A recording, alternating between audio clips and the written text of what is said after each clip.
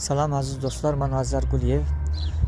Bugün məşhur şairimiz olan Hüseyn Cavidin məqbərəsini ziyarət edəcəm. Hüseyn Cavidin məqbərəsi Naxçıvan şəhərinin tam ortasında yerləşir. Artıq Hüseyn Cavidin məqbərəsinə çatıram yavaş-yavaş.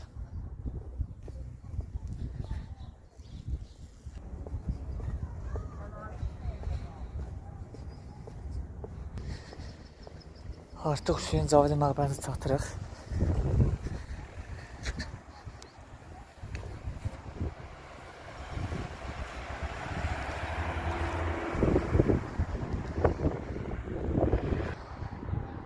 Bu gördüyümüz əzəmətli, möhtəşəm abidə Hüseyn Cavid abidəsidir.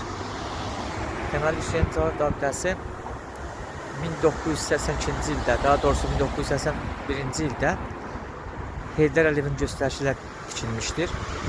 1982-ci ildə isə Hüseyn Cavidin nəşi Sibirdən Bakıya, oradan isə Naxçıvana gətirilib.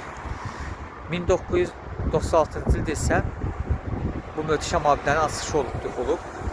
Və şəxsən Heydər Əliyevin özü də bu abidənin açılışında iştirak edib.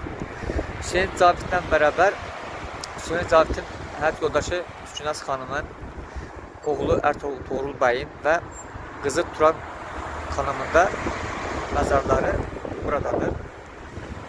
Biraz yaxına gedəcəyik. Normal vaxtı abidənin içərisinə girib baxmaq olur, qəbirləri ziyarət etmək olur. Əgər açıqdırsa, oranı da girib inşallah ziyarət edəcəyik. Artıq abidənin olduğu ərazidəyim.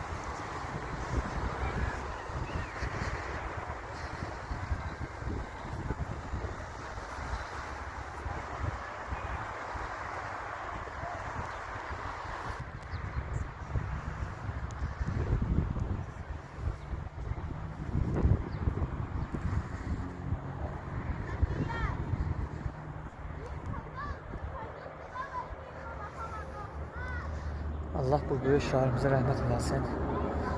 Azərbaycanın gəlmiş keçmiş ən böyük şairlərindən biridir, yazılarından biridir.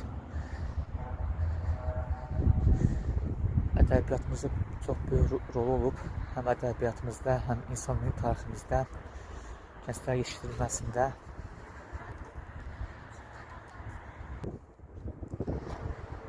Qapısına baxırıq, qapısı bağlıdır. Əslində normal vaxtları qapısı açıq olur.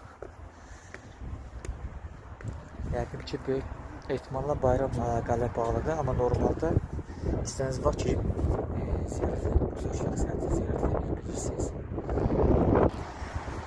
Burada Hüseyn Cavid haqqında məlumat var. Köhnə yazıb. Demək, burada